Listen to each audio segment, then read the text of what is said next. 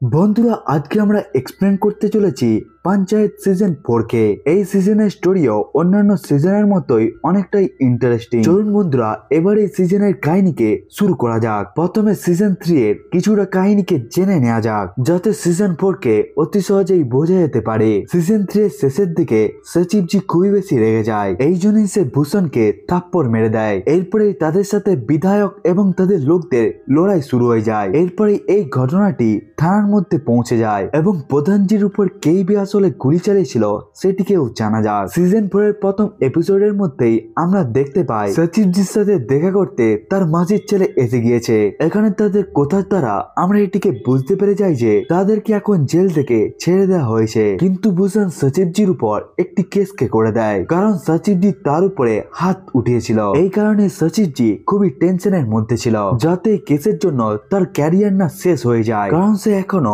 MBA কে করতে চায় এবং সে যদি জেলে চলে যায় তাহলে খুবই বেশি প্রবলেম হতে পারে। সচিবজি এখনের সময় নিজের এক্সামকে তো দিয়ে দিয়েছিল, কিন্তু সে রেজাল্টের জন্যই অপেক্ষা করছিল। এরপরে ওখানে সচিবজির কাজিন সচিবজিকে কিছুটা পরিমাণে মোটিভেশন দিয়ে সে ওই জায়গা থেকে চলে যায়। অন্যদিকে আমরা প্রধানজিকে দেখতে পাই, যার হাতের মধ্যে গুলি লেগে গিয়েছিল। এই জন্যই সে বেশিরভাগ সময় ঘরের মধ্যেই থাকতো এবং তার খেয়ালকে রাখতো মঞ্জু দেবী এবং রিঙ্কি। এবং এখনো পর্যন্ত খুঁজে পাওয়া যায়নি যে প্রধানজির উপর কে গুলি চালিয়েছিল। এরপরে রাতে যখন সচিবজি ঘুমানোর চেষ্টা করতে থাকে, তখন সেই ব্যাপারকে চিন্তা করতে করতে তার ঘুমই আসেনি, কারণ সে মনে করছিল ভূষণের কেসের জন্য হয়তো তাকে জেলের মধ্যে যেতে হতে পারে। এই জন্য সে প্রহ্লাদকে কল করে তাকে মদের সম্বন্ধে জিজ্ঞাসা করে, কারণ সে মদকে খেয়ে নিজের মনকে হালকা করতে চেয়েছিল। এরপরে প্রহ্লাদ তাকে সোজা নিজের ঘরের মধ্যেই ডেকে নেয়। এরপরেই তারা দুজন মিলে প্যাক বানাতে শুরু করে দেয়। অন্যদিকে আমরা বিকাশ এবং খুশবুকে দেখতে পাই, যারা এখানে ডিসকাস করছিল প্রহ্লাদ কাকা আসলে তাদেরকে যতটা পরিমাণে টাকা দিয়েছিল ওই টাকার আসলে তারা কি করবে। আসলে প্রহ্লাদ কাকার ছেলে শহীদ হয়ে যাওয়ার জন্য তাকে সরকার টাকা দিয়েছিল এবং প্রহ্লাদ কাকা ওই টাকাকেই বিকাশকে দিয়ে দেয়। এখানে খুশবু বলতে থাকে তারা ওই 40 লক্ষ টাকাকে ব্যবহার করে খুবই বড় একটি জমিকে নিয়ে নিবে এবং বাকি যেই সমস্ত টাকাগুলো বেঁচে থাকবে সেগুলো তারা সোনাকে নিয়ে নিবে।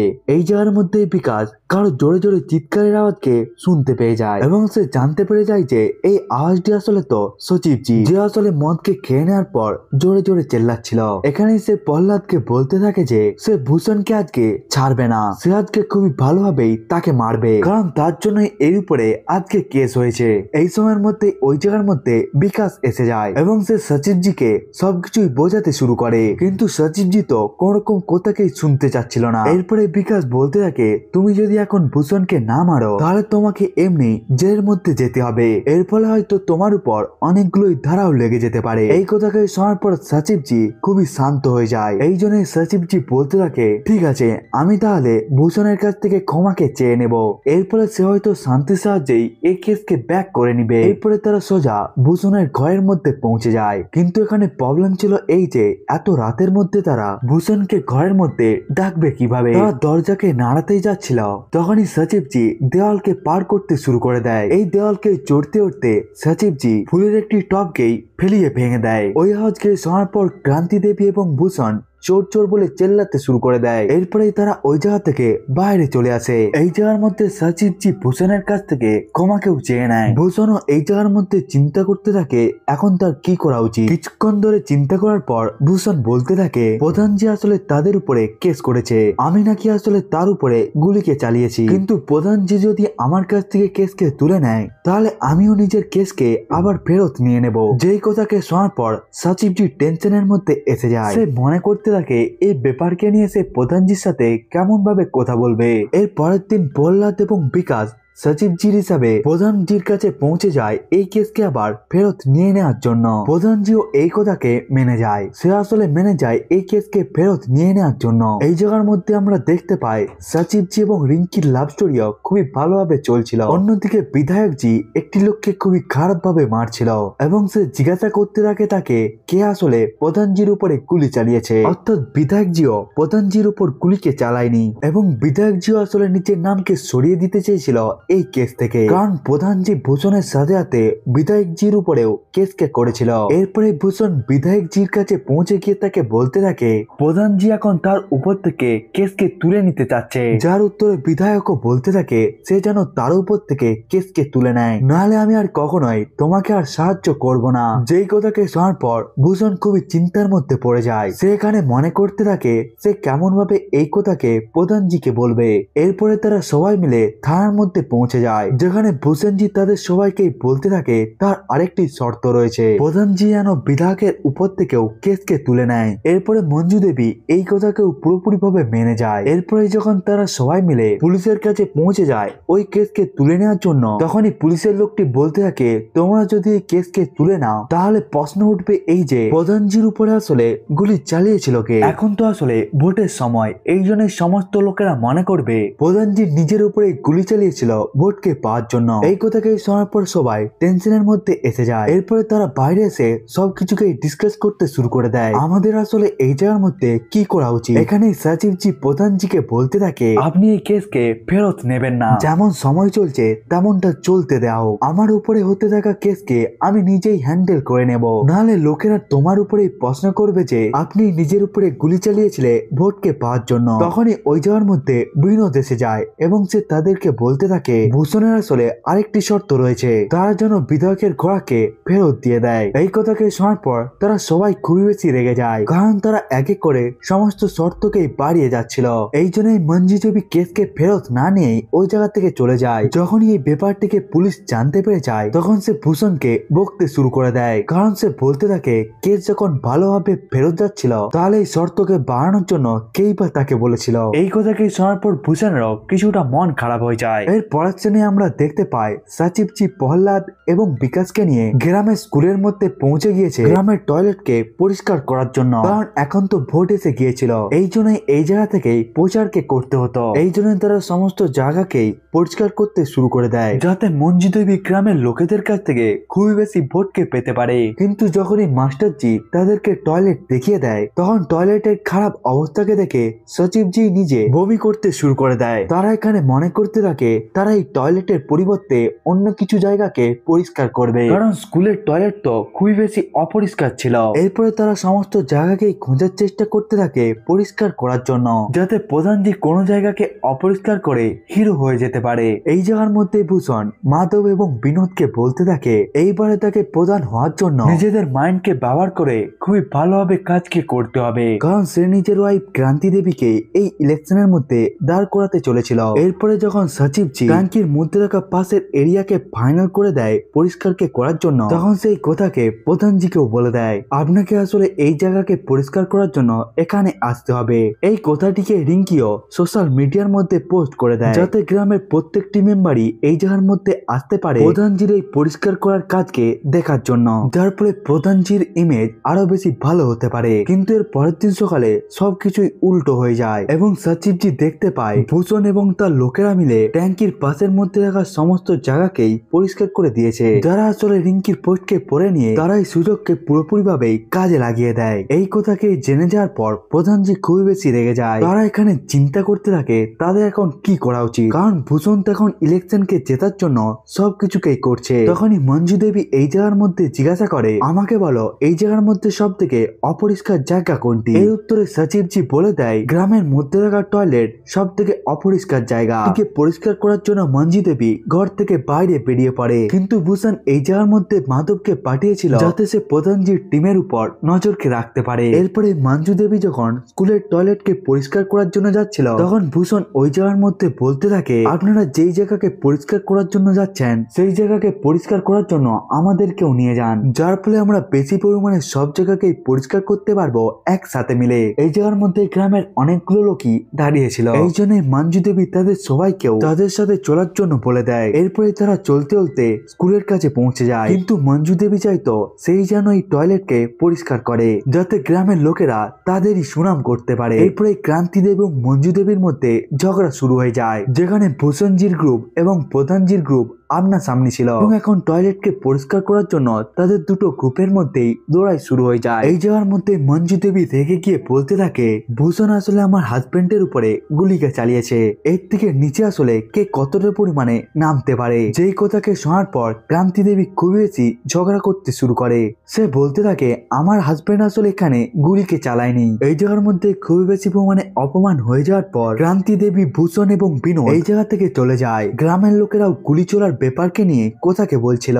আগে গিয়ে ভূষণের কাছে একটি আইডিয়া এসে যায়। সে মাধব এবং বিনোদকে বলতে থাকে সে একটি প্ল্যানকে বানিয়েছে, এই জন্য এই জায়গার মধ্যে যে ঘটনাটি ঘটবে তারা যেন এটির সম্বন্ধে কাউকেও না কিছু বলে। এই কথাকে বলার পর ভূষণ এই জায়গার মধ্যে নিজের মাথাকেই ফাটিয়ে নেয়। এরপরে আমরা দেখতে পাই মঞ্জু দেবী স্কুলের টয়লেটকেও পরিষ্কার করে দিয়েছে, যার ফলে গ্রামের লোকেরা তাকে নিয়ে তালি বাজাতে শুরু করে। কিন্তু তখনই ক্রান্তি দেবী ওখানে ভূষণকে নিয়ে চলে আসে এবং ভূষণের মাথা দিয়ে খুবই বেশি রক্ত বাইরে বের হচ্ছিল। ক্রান্তি দেবী এখানে বলতে থাকে, তোমাদের এই সমস্ত কথার জন্য আমাদের উপর গ্রামের লোকেরা খুবই বেশি রেগে যাচ্ছে এবং কেউ আসলে পাথরকে ছুঁড়ে তার মাথাকেই ফাটিয়ে দিয়েছে। আসলে এই জায়গার মধ্যে ক্রান্তি দেবী সিম্পেথিকে চাইছিল। এখানে ক্রান্তি দেবী বলতে থাকে, আপনারা যতটা পরিমাণেই পাথরকে ছুড়ুক না কেন, কিন্তু এবারে ভোটিং এর মধ্যে আমরা সবের হিসাবকে নেব এবং আপনাদেরকে আসলে যারা সাহায্য করছে আমরা আসলে তাকে কখনোই ছাড়বো না। আসলে ক্রান্তি দেবী এই সমস্ত কথাগুলোকে সচিবজির জন্য বলছিল। এরপরেই আমরা দেখতে পাই প্রধানজি নিজের লোকেদেরকে বলছিল, তোমরা সবাই মিলে খোঁজার চেষ্টা করো ভূষণের মাথার উপরে আসলে কে পাথর ছুঁড়েছে। তখনই ওই জায়গার মধ্যে বিকাশ এসে সবাইকে মিষ্টি খাওয়াতে শুরু করে, কারণ সে শহরের পাশে একটি জমিকে কিনে নিয়েছিল। এই কথাকে শোনার পর সবাই খুবই বেশি খুশি হয়ে যায়। এই জায়গার মধ্যেই তারা দেখতে পায় বিনোদ এবং মাধব একে অপরের সাথে কথাকে নিয়ে ঝগড়া করছিল। তারা বলতে থাকে, ক্রান্তি দেবী যখন প্রধান হয়ে যাবে তখন তাদের মধ্যে একজনকেও উপপ্রধান হবে। এই কথাকে নিয়ে তাদের দুজনের মধ্যে ঝগড়া শুরু হয়ে যায়। তখনই প্রধানজি তাদের দুজনকেই এই জায়গার মধ্যে ডেকে নেয়। সে বলতে থাকে, তোমরা প্রসাদকে নিয়ে নাও, কারণ বিকাশ এই জায়গার মধ্যে পুজো দিয়েছে। যেখানে বিনোদ প্রসাদের নামকে শুনে এই জায়গার মধ্যে এসে যায়, কিন্তু মাধব এই প্রসাদকে না নেওয়ার জন্য পরিষ্কার না বলে দেয়, কারণ সে তো ভূষণের খুবই কাছের মানুষ। এমনকি বিনোদ যখন লাড্ডুকে খাচ্ছিল তখন সে তাকেও খুবই খারাপ কিছু বলতে থাকে এবং সে তাকে বলতে থাকে, তুই ভূষণকে ধোকা দিয়ে কোন রকম ভালো কাজকে করিসনি। কিন্তু বিনোদ তো নিজের মধ্যেই মগ্ন ছিল।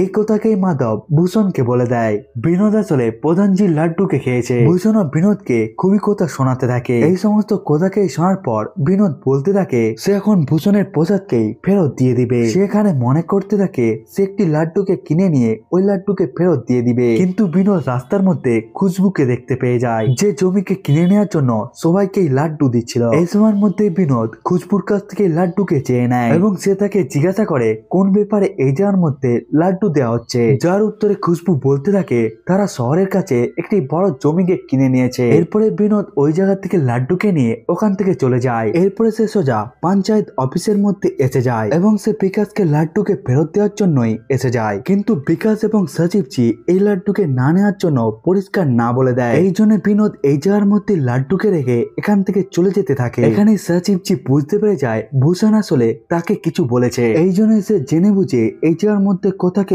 উঠিয়ে দেয় যে লোক আসলে মানুষদেরকে গোলাম বানিয়ে দেয়। এইভাবে বিকাশও বিনোদকে উস্কাতে শুরু করে। এর ফলে বিনোদ বলে দেয় যে সে লাড্ডুকে খেয়ে নেওয়ার জন্য ভূষণ তাকে কত কথাকে শুনিয়েছে। সচিবজি এখানে বলতে থাকে তুমি কি আসলে তার গোলাম যে তার সমস্ত কথাগুলোকেই শুনবে। এইভাবেই সে বিনোদকে রাখাতে শুরু করে। এই জন্যই বিনোদ ওই জায়গার মধ্যেই ওই লাড্ডুকে খেয়ে নেয়। সচিবজি এই জায়গার মধ্যে বলতে থাকে তুমি তো আসলে প্রধানজির শত্রু নয়, সে তো আসলে তোমাকে নিজের ঘরের মধ্যেই ডেকে খাওয়ারকে খাওয়াতে চায়, এই জন্যই তুমি ওই ভোজনের জন্য এখানে আসতে পারো। বিনোদ ওই ভোজনের মধ্যে আসার জন্য মেনে যায়, কিন্তু এরপরেও সে বলতে থাকে সে ভূষণ ভাইকে কখনোই ধোকা দিতে পারবে না, কিন্তু আমি প্রধানজির ঘর অবশ্যই আসবো। এই কথাকে শোনার পর সচিবজি এবং বিকাশ খুশি হয়ে যায়। তারা মনে করতে থাকে বিনোদ যখন তাদের এখানে এসে যাবে তখন তারা সময় করে বিনোদকে নিজেদের সাইটের মধ্যেই নিয়ে নিবে। অন্যদিকে রাতের বেলা মঞ্জু দেবী লুচি এবং সবজিকে বানাতে শুরু করে এবং বিনোদ প্রধানজির ঘরে এসে যাওয়ার পরেই তারা তার দেখভাল করতে শুরু করে, কিন্তু তারা এই জায়গার মধ্যে ভূষণকে নিয়ে কিছুই বলতে পারেনি বিনোদকে নিয়ে। কিন্তু কিছুক্ষণ পর মঞ্জু দেবী বিনোদকে জিজ্ঞাসা করে তুমি যদি আমাদের সাইডে থাকতে তাহলে আমি তোমাকে রোজই এরকম খাবারকে খাওয়াতাম। যেই কথাকে শোনার পর বিনোদ শান্ত হয়ে যায়। এরপরে তারা এই কথাকে গড়াতে শুরু করে, কিন্তু তখনই বিনোদ ভূষণকে কল করে বলতে থাকে আমি এখন প্রধানজির ঘর ফরকে এসেছি ভোজনকে খাওয়ার জন্য, এতে আপনার কোন রকম প্রবলেম নেই তো? এখানে বিনোদ আসলে সবাইকে দেখাতে চেয়েছিল সে ভূষণের কোন রকম গুলাম নয়, কিন্তু ভূষণ এই কথাকে শোনার পরেই ওই কলকে কেটে দেয়। এরপরে সচিবজি বিনোদকে বলতে থাকে, এর থেকে বেশি ইজ্জত তো আমাদের প্রধান তোমাকে দিয়ে থাকে, এই জন্যই তোমার প্রধানজির সাথেই থাকা উচিত। কিন্তু তখনই বিনোদ বলতে থাকে, আমি গরিব হতে পারি কিন্তু আমি কোন রকম ধোঁকেবাজ নয়। সে বলতে থাকে, আমি প্রথম থেকে ভূষণকে সাপোর্ট করেছিলাম, এই জন্যই ভূষণ যেমনই হোক না কেন আমি তার সাথেই থাকবো। এই কথাকে বলার পর বিনোদ ওই জায়গা থেকে চলে যেতে শুরু করে। তখনই সচিবজি বিনোদকে বলতে থাকে, ওই ভূষণই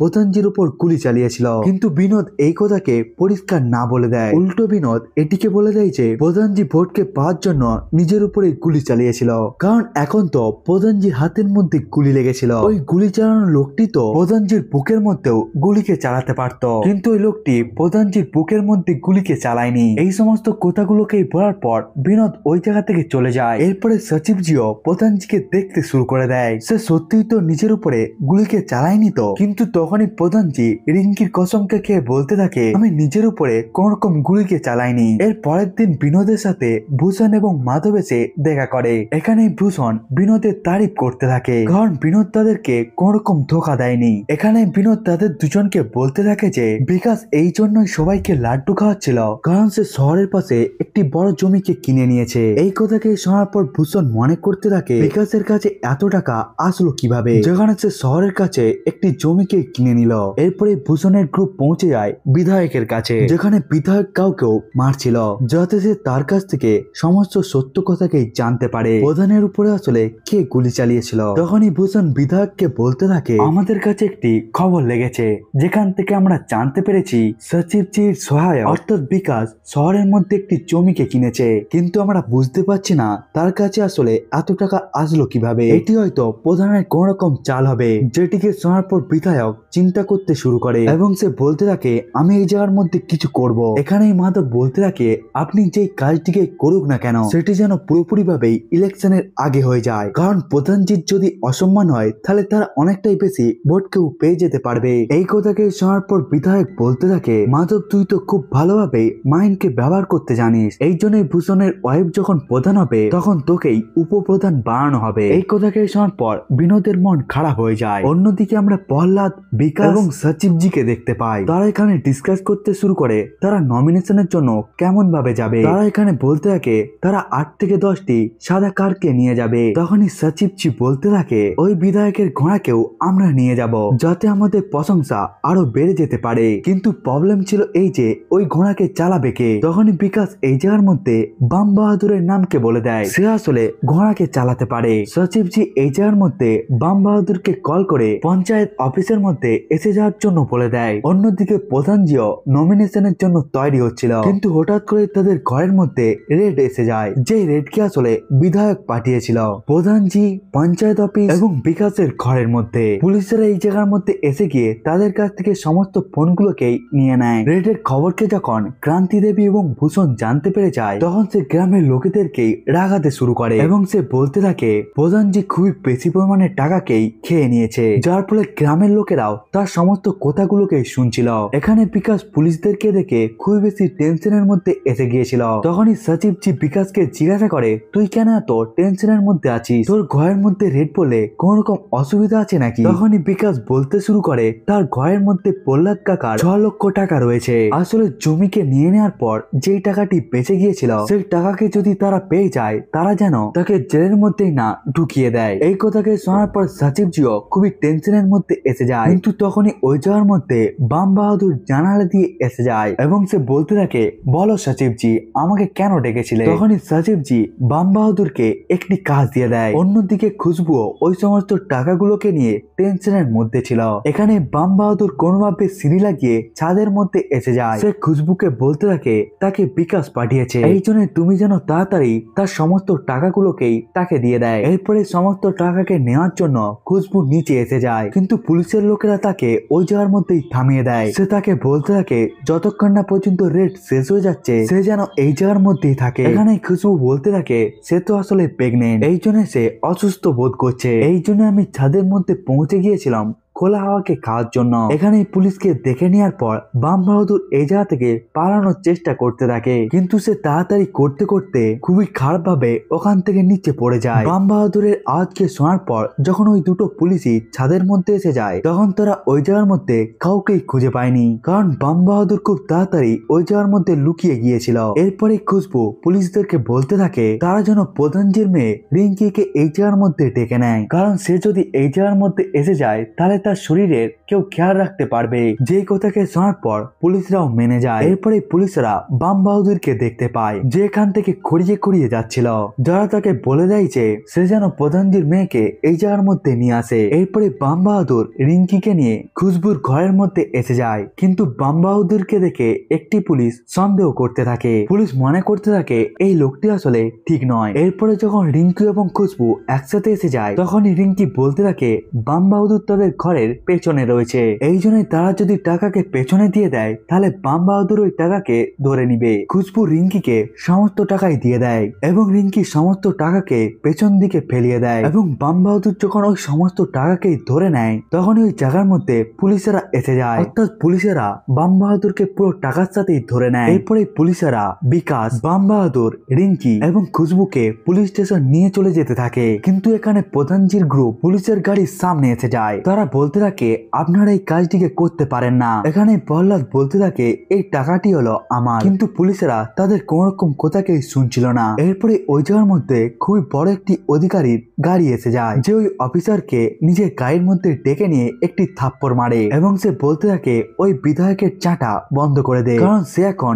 বিধায়ক নয়, এই জন্যই তুই চুপচাপ এই জায়গা থেকে চলে যা। এই কথাকে বলার পর ওই অধিকারীটি ওই জায়গা থেকে চলে যায়। এরপরে ওই অফিসারটি বিকাশকে তার টাকা দিয়ে বলতে থাকে আমি আসলে জানতাম না যে আপনার হাত এতটা দূর পর্যন্ত রয়েছে বলে, এখন থেকে আমরা কখনোই আপনাদেরকে অসুবিধা দেব না। এই কথাকে বলার পর ওই পুলিশটি ওই জায়গা থেকে চলে যায়। এখানে প্রধানজির গ্রুপও বুঝতে পারছিল না আসলে তাদেরকে বাঁচিয়েছে কে, কারণ তারা কাদেরকেও সাহায্যের জন্য ডাকেনি। এরপরের দিন প্রধানজি নমিনেশনকে ভরার জন্য চলে যায়। এখানে মঞ্জিত দেবীর সামনে দাঁড়িয়েছিল ক্রান্তি দেবী। এর পরের দিন আমরা দেখতে পাই সচিবজি নিজের মাসির ছেলের সাথে কথা বলছিল। তার মাসির ছেলে বলতে থাকে ওই ফুলেরা গ্রামের মধ্যে অনেক কিছুই করছে, এই জন্য সে যেন তাড়াতাড়ি তার কাছে এসে যায়, কিন্তু সচিবজি বলতে থাকে সে এখন এই জায়গার মধ্যেই থাকবে। এখানেই তার ভাই বুঝতে পেরে যায় যে সচিবজি রিঙ্কির চক্করে এই গ্রামকে ছাড়ছে না। এরপরে সচিবজি দেখতে পায় একটি রিক্সাওয়ালা একটি পুরো মানুষকে পঞ্চায়েতের সামনে এসেই ছেড়ে দেয়। এখানে সচিবজি ওই পুরো মানুষটিকে বলতে থাকে আপনি কার সাথে দেখা করতে চান। এখানেই সে বলতে থাকে আমি হলাম রিঙ্কির দাদু এবং আমি মঞ্জু দেবীর সাথে দেখা করতে চাই। এখানে সচিবজি বলতে থাকে তারা তো আসলে ইলেকশনের প্রচারের জন্য গ্রামের মধ্যে ঘুরছে, এই জন্য সে তো এখন আপনার সাথে দেখা করতে পারবে না। এখানেই সচিবজি প্রধানকে বলতে থাকে আপনার শ্বশুর পঞ্চায়েত অফিসের মধ্যে এসে গিয়েছে, যে এখন আপনার ঘরে যেতে চায়। এই কথাকে শোনার পর প্রধানজি খুব তাড়াতাড়ি রিঙ্কিকে নিজের ঘরে পাঠিয়ে দেয়। এরপরে সচিবজি রিঙ্কির দাদুকে সাইকেলের সাহায্যে তাকে প্রধানজির ঘরের মধ্যে ছাড়তে চলে যায়। প্রধানজির ঘরে এসে যাওয়ার পরে সচিবজি ওই জায়গা থেকে চলে যেতে থাকে, কিন্তু রিঙ্কির দাদু তাকে থামিয়ে দেয়। সে বলতে থাকে আমার যতক্ষণ পর্যন্ত নিয়ে আসা মিষ্টিকে না খাচ্ছ ততক্ষণ পর্যন্ত আমি তোমাকে এই জায়গা থেকে যেতে দেব না। এর ফলে রিঙ্কির দাদুর কথাকে শুনতে হয় সচিবজিকে। এখানে রিঙ্কির সাথে দেখা করে সচিবজি খুবই খুশি হয়ে যায়। অন্যদিকে ক্রান্তি দেবী এবং মঞ্জু দেবীর গ্রুপ একে অপরের সামনে এসে যায়। এখানে ক্রান্তি দেবীর সাথে খুশবুর ঝগড়া শুরু হয়ে যায়। এখানে ক্রান্তি দেবী খুশবুকে বলতে থাকে আমি শুনেছি তুমি প্রহ্লাদের টাকাকে নিয়ে জমিকে কিনেছ, তুমি প্রহ্লাদকে খাওয়ানোকে ছাড়া আরো হয়তো কিছু কাজকে করে তাকে খুশি করে থাকো। এই কথাকে শোনার পর খুশবু ক্রান্তি দেবীকে মারতে শুরু করে এবং কোনোভাবে মঞ্জু দেবী এই লড়াইকে শান্ত করিয়ে দেয়। ক্রান্তি দেবী এই জায়গা থেকে চলে যাওয়ার পর খুশবু খুবই বেশি কাঁদতে শুরু করে। সে বলতে থাকে সে প্রহ্লাদ কাকাকে নিজের বাবার মতো মনে করে এবং এই মহিলাটি আসলে কত খারাপ খারাপ কথা বলেছে। এরপরে বিকাশ খুশবুকে নিজের ঘরে নিয়ে চলে যায় এবং প্রহ্লাদ ও ক্রান্তি দেবীর এই কথাকে শুনে খুবই বেশি ভেঙে গিয়েছিল। এরপরে খুশবু বিকাশকে 6 লক্ষ টাকা দিয়ে দেয় যাতে সেই টাকাকে প্রহ্লাদ কাকাকে দিতে পারে। এরপরে বিকাশ প্রহ্লাদ কাকাকে ওই টাকাকে দিতে চলে যায় এবং সে এখন সমস্ত জমিকেও প্রহ্লাদ কাকার নামে করে দিতে যাচ্ছিল, যাতে গ্রামের মধ্যে তার এবং তার ওয়াইফের উপর কেউ আঙুল না তুলতে পারে। এই কথাকে শুনে প্রহ্লাদের মনও খুবই খারাপ হয়ে যায়। সে মনে করতে থাকে তার জন্য খুশবুকেও অনেক কথা শুনতে হয়। এরপরে সচিবজি যখন পঞ্চায়েত অফিসের দিকে যাচ্ছিল, তখন সে দেখতে পায় ভূষণ এখনো নিজের প্রচারকে করিয়ে যাচ্ছে এবং সে এখন নিজের ইলেকশনের জন্য কুকারের মধ্যে লকিকে সেদ্ধ করছিল। কিন্তু তখনই ওই যাওয়ার মধ্যে কুকার ব্লাস্ট হয়ে যায় এবং ভূষণের অবস্থা খুবই খারাপ হয়ে যায়। সচিবজি আসলে তাকে সাহায্য করার জন্য তার দিকে এসে যায়, কিন্তু ভূষণ তার সাহায্যকে একটু মাত্র নেয়নি। সে সচিবজিকে বলে দেয়, তুমি আমার কোন রকম সাহায্যকেই করবে না। এটিকে দেখার পর সচিবজি ওই জায়গা থেকে চুপচাপ চলে যায়। ওই রাতের মধ্যেই প্রধানজির প্রো গ্রুপ বিয়ারকে খাওয়ার জন্য একটি জায়গার মধ্যে ঐক্যবদ্ধ হয়ে যায়। ওখানে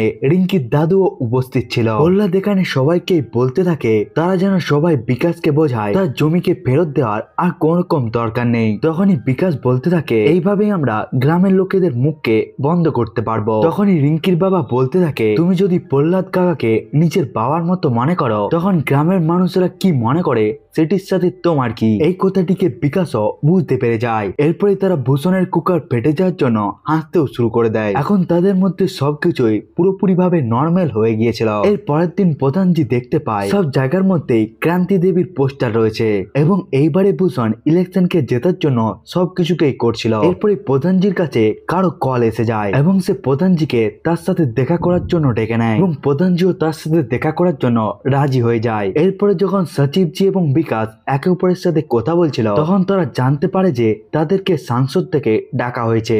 এরপরে প্রধানজি সবাইকে সাংসদের মধ্যে যাওয়ার জন্য বলে। এরপরে প্রধানজি পারফিউমকেও মেখে নেয়, এমনকি সে প্রহ্লাদ এবং বিকাশকেও পারফিউম মাখিয়ে দেয়, কারণ তার একটি বড় মানুষের সাথে দেখা করতে চলেছিল। এরপরে তারা সাংসদের ঘরের কাছে পৌঁছে যায়। তখনই তারা সবাই মিলে মনে করতে থাকে সাংসদ হয়তো তাদেরকে বিধায়কের উপর থেকে কেসকে তুলে নেওয়ার জন্য ডেকেছে। কিন্তু তখনই ওই জায়গার মধ্যে ওই সাংসদ এসে যায় এবং সে সবার সাথে ইন্ট্রোডাকশন করে তাদেরকে বলতে থাকে আমাদের পার্টি চান্দু অর্থাৎ ওই বিধায়ককে আমাদের দল থেকে বাইরে বার করে দিয়েছে এবং চান্দু এখন বিধায়কও নয়। এই জন্যই আমাদের পার্টি মনে করছে এই টিকিটকে যেন প্রহ্লাদকে দেওয়া হোক। প্রহ্লাদ কি বিধায়ক হওয়ার জন্য তৈরি রয়েছে? এরপরে চান্দু অর্থাৎ বিধায়কের কল এসে যায় ওই সাংসদের কাছে।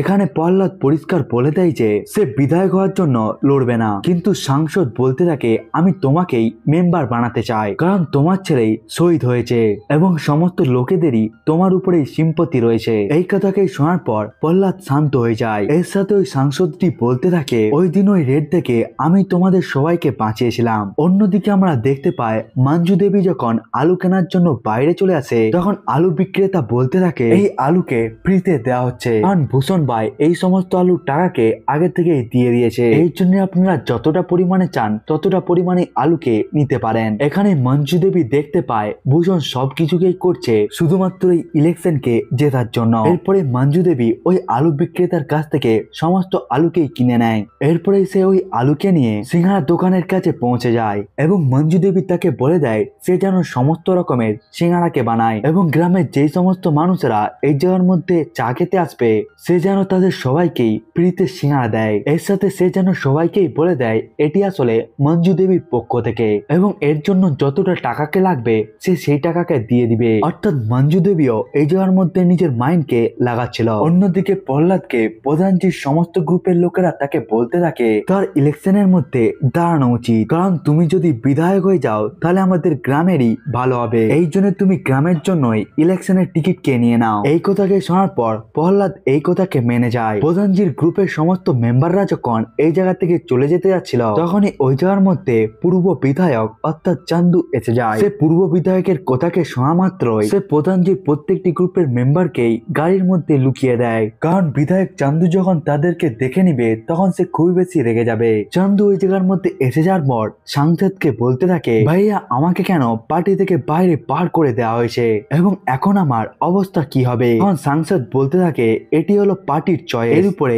আমি কোনো কিছুই করতে পারবো না। তখনই চান্দু পারফিউমের সুগন্ধকে পেয়ে যায়, যে পারফিউমকে সে আগে থেকেই জানতো এবং সে গাড়ির মধ্যে দেখতে পায় প্রধানজি লুকিয়ে রয়েছে। এটিকেই দেখার পর সে বুঝতে পেরে যায় সাংসদ আসলে তার সাথে কি গেম খেলছে। এরপরে সাংসদ বলতে থাকে প্রহ্লাদকে আসলে পার্টি ইলেকশনের মধ্যে দাঁড় করাতে চায়। এই কথাকে শোনার পর চান্দু প্রহ্লাদকে বলতে থাকে তোমরা আসলে খুবই অদ্ভুত ধরনের মানুষ, যে তোমাদের উপর গুলি চালিয়েছে তুমি তাদের তাদের পার্টির হয়ে ইলেকশনকে লড়তে চাও। এই কথাকে শোনার পর সবাই অবাক হয়ে যায়, কিন্তু তারা এই জায়গার মধ্যে কিছুই বলতে পারেনি। তখন সাংসদ বলতে থাকে, আমি এমন কোন রকম কাজকেই করিনি, এবং এই কথাকেই বলার পর তারা সবাই ঘর পৌঁছে যায়। অন্যদিকে গ্রামের লোকেরা মঞ্জু দেবীর দেওয়া ফ্রিতে সিঙ্গারা খেতে শুরু করে, কিন্তু ভূষণ এই দৃশ্যকে দেখে খুবই বেশি রেগে যায়, কারণ সে জানতে পেরে গিয়েছিল এই সিঙ্গারার মধ্যে তারই আলু রয়েছে। এরপরে প্রধানজির গ্রুপের সমস্ত মেম্বার গুলোই প্রধানজির ঘরের মধ্যে এসে যায়, যেখানে প্রহ্লাদ সবাইকে বলতে থাকে আমাদের ওই সাংসদের পক্ষ থেকে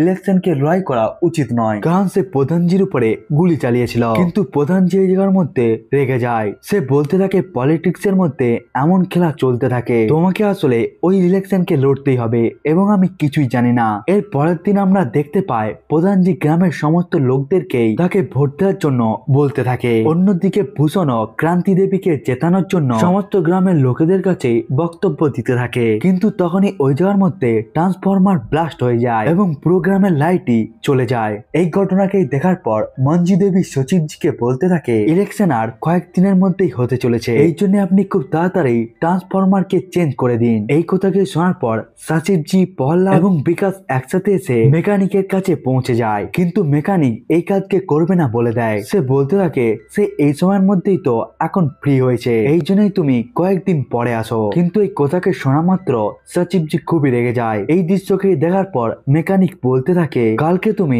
আমার গ্রামের মধ্যে এসে যাও এবং আমাকে ওই গ্রাম থেকে নিয়ে গিয়ে তুমি ট্রান্সফরমারকেও ঠিক করে নিতে পারবে। এই কথাকে শোনার পর সচিবজি তাড়াতাড়ি মেনে যায়, কিন্তু প্রহ্লাদ পরে সচিবজিকে বলতে থাকে আমরা ওই মেকানিককে নিতে যাব কেমন ভাবে, কারণ ওই মেকানিকটি ওই বিধায়কের গ্রামের মধ্যেই বসবাস করে, এই জন্যই ওখানে গেলে আমাদের খুবই বেশি প্রবলেম হবে। এর ফলে সচিবজিও খুবই টেনশনের মধ্যে পড়ে যায়। এরপরে গ্রামের লোকেদেরকে বিদ্যুৎকে ছাড়াই ওই দিনকে কাটাতে হতো। এখানে মঞ্জু দেবী এটিকে চিন্তা করছিল, এর ফলে ইলেকশনের মধ্যে খুবই বড় একটি ইম্প্যাক্ট পড়বে। এরপরে সচিবজি যখন পঞ্চায়েত অফিসের মধ্যে বসেছিল, তখন সে দেখতে পায় ভূষণ দুটো জেনারেটরকে নিয়ে এসে গিয়েছে, যাতে গ্রামের সমস্ত মানুষেরাই বিদ্যুৎকে ব্যবহার করতে পারে। এই দৃশ্যকে দেখে সচিবজিও খুবই অবাক হয়ে যায়। এরপরে ভূষণ ওই দুটো জেনারেটরকে ব্যবহার করে গ্রামের মধ্যে বিদ্যুৎ নিয়ে চলে আসে, কিন্তু প্রধানজির জন্য এই ব্যাপারটি খুবই খারাপ ছিল। এমন ভাবে আজকের রাতটি কোনোভাবে কেটে যায়। এর পরের দিন প্রধানজি 4টি জেনারেটরকে নিয়ে চলে আসে, যাতে লাইট না এলে এই জেনারেটরকেই ব্যবহার করা হবে।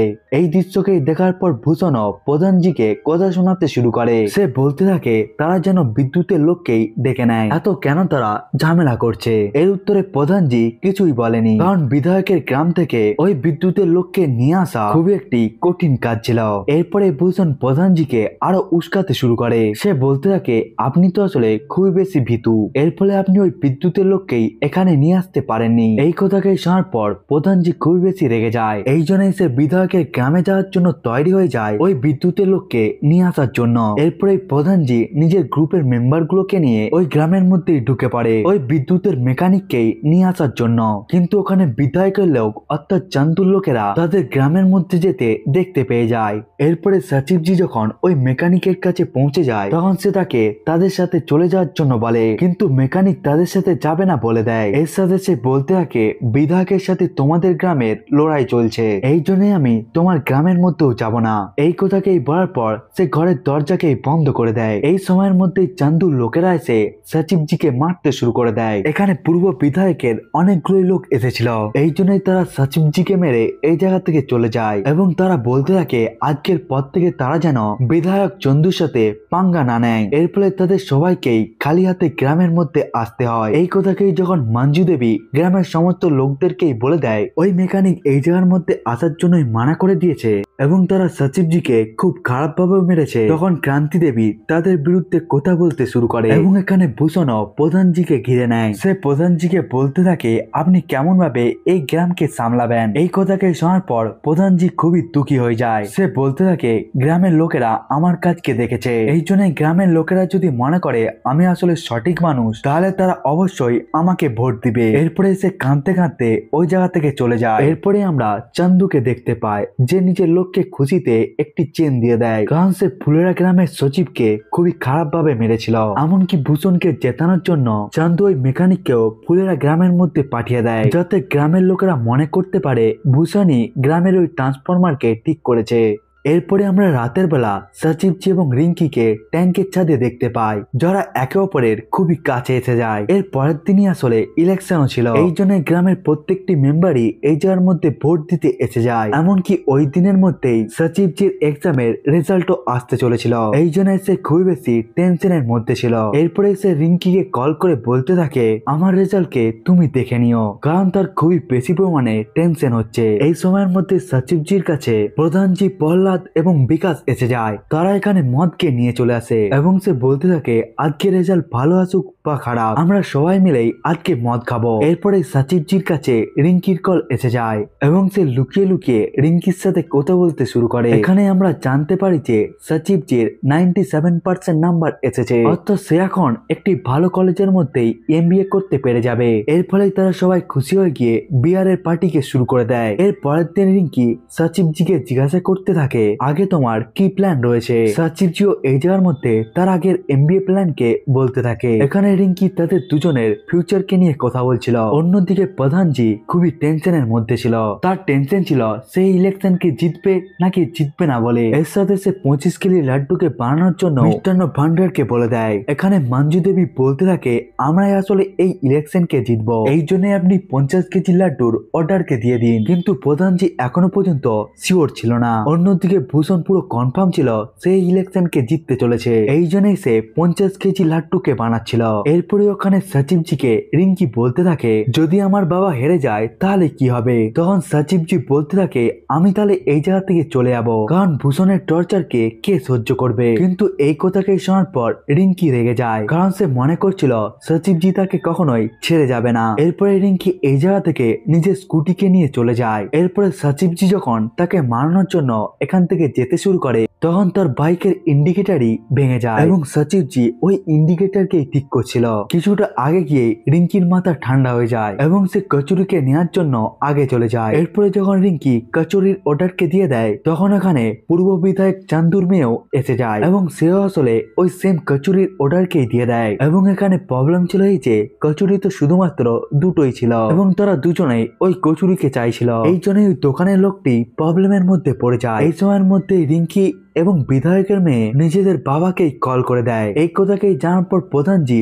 সচিবজিকে বলে দেয় যে সে যেন শান্তির সাথে এই ম্যাটারটিকে ক্লোজ করে দেয়। অন্যদিকে বিধায়ক নিজের প্রিয় মানুষটিকে পাঠিয়ে এই ম্যাটারটিকে সলভ করার জন্য পাঠিয়ে দেয়, কারণ এই ম্যাটারটি হলো মেয়েদের। এই জায়গার মধ্যে সচিবজি এবং বিধায়কের প্রিয় মেম্বারটিও এসে যায়। তারা এখানে অপেক্ষা করছিল তাদের ম্যাটার কখন সলভ হয়ে যাবে, কিন্তু তাদের ম্যাটারটি এই জায়গার মধ্যে সলভ হয়নি। তখনই চান্দু লোকটি সচিবজিকে বলতে থাকে সে টাকাকে নিয়ে যেন এই জায়গা থেকে রিঙ্কিকে নিয়ে চলে যায়। এরপরে সচিবজি ওই লোকটিকে একটি থাপ্পড় মারে, কারণ সে এই জায়গার মধ্যে তার আগের মারা রিভেঞ্জকে কমপ্লিট করে নেয়। এই দৃশ্যকেই দেখার পর রিঙ্কি সচিবজিকে নিয়ে ওই জায়গা থেকে চলে যায়। এরপরে চান্দুর মেয়েও ওই দোকান থেকে পালিয়ে যায়। এরপরে যখন সচিবজি এবং রিঙ্কি নিজেদের ঘর যাচ্ছিল তখন রাস্তার মধ্যে সচিবজি নিজের মাফলারকে বাঁধতে শুরু করে এবং রিঙ্কি তাকে সাহায্য করতে শুরু করে। এই দৃশ্যকে দেখার পর সচিবজি রিঙ্কিকে কিস করার চেষ্টা করতে থাকে, কিন্তু রিঙ্কি তাকে এই জায়গার মধ্যেই থামিয়ে দেয়। এরপরে তারা দুজনেই এই জায়গা থেকে চলে আসে। এর পরের দিন গ্রামের মধ্যে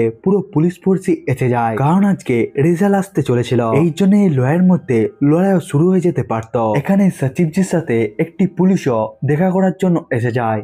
সে তাকে বলতে থাকে আমি শুনেছি তোমার এমবিএ এর জন্য নাম্বার লেগে গিয়েছে, এই জন্য তুমি যেন তাড়াতাড়ি এই গ্রামকে ছেড়ে দিয়ে চলে যাও, কারণ গ্রামের লোকেদের অতটাও বেশি পরিমাণে উন্নতি হয় না। আপনার আসলে নিজের ক্যারিয়ারকে নিয়ে ভাবা উচিত। অন্যদিকে প্রধানজিও মঞ্জু দেবীর কথাকে শুনে 50 কেজি লাড্ডুর অর্ডারকে দিয়ে দেয়। তারাও মনে করছিল তারাই ইলেকশনকে জিতে যাবে। অন্যদিকে ভূষণ এবং ক্রান্তি দেবী চান্দুর কাছে এসে যায়। সে তাকে বলতে থাকে সে যখনই প্রধান হয়ে যাবে তখন খুব তাড়াতাড়ি আপনার ঘোড়াকে আমি ফেরত দিয়ে দেব। অন্যদিকে বিনোদ এবং মাধব ইলেকশনের রেজাল্টের জন্য অপেক্ষা করছিল। তখনই ওই জায়গার মধ্যে প্রহ্লাদ এবং বিকাশও এসে যায়। এখানে মাধব প্রহ্লাদকে জিজ্ঞাসা করতে থাকে উপপ্রধান হয়ে আসলে কেমন ফিল হয়ে থাকে। তখনই প্রহ্লাদ বলতে থাকে আসলে মজা তো আসে। তখনই বিনোদের কাছে ভূষণের কল এসে যায় এবং ভূষণ বলে দেয় যে তারা আসলে এই ইলেকশনকে জিতে গিয়েছে। এই কথাকে শোনার পর বিনোদ অবাক হয়ে যায়। এরপরে সে এবং মাধব খুবই খুশি হয়ে যায়, কিন্তু এই কথাকে শোনার পর প্রহ্লাদ এবং বিকাশ পলাশ খুবই দুঃখী হয়ে যায়। অন্যদিকে প্রধানজিৎ পুরোপুরিভাবে ভেঙে পড়ে, কারণ সে গত 10 বছর ধরেই এই গ্রামের প্রধান ছিল এবং এখন ভূষণ তাদেরকে অবশ্যই উচিত শিক্ষা দিবে। এরপরে চান্দু ভূষণের সাথে ইলেকশনের রেজাল্টকে জিতে যাওয়ার জন্য নাচতে শুরু করে এবং সে পুরো গ্রামের মধ্যে লাড্ডু দিতে শুরু করে। অন্যদিকে প্রধান রেগে গিয়ে সমস্ত লাড্ডুকেই ফেলিয়ে দেয়। সে আসলে নিজের কন্ট্রোলকেই হারিয়ে ফেলেছিল, কিন্তু তখনই প্রহ্লাদ এসে তাকে থামাতে শুরু করে। এর পরের দিন পঞ্চায়েত অফিসের মধ্যে মঞ্জু দেবীর জায়গায় ক্রান্তি দেবীর নামকে লিখা হয়। তখনই ভূষণ সচিবজিকে জিজ্ঞাসা করতে থাকে, সচিবজি আপনি এই জায়গার মধ্যে কতদিন আর থাকবেন? তখনই সচিবজি বলতে থাকে, আমি তো 4-5 মাস এই জায়গার মধ্যেই থাকবো। এই কথাকে শোনার পর ভূষণ খুশি হয়ে যায় এবং সে বলতে থাকে, এবার এখন মজা আসবে। এখানে সচিবজি বুঝতে পেরে যায় ভূষণ এখন তার সাথে অনেক কিছুই করবে। এর সাথে পঞ্চায়েতের সিজন 4 এই জায়গার মধ্যেই শেষ হয়ে যায়।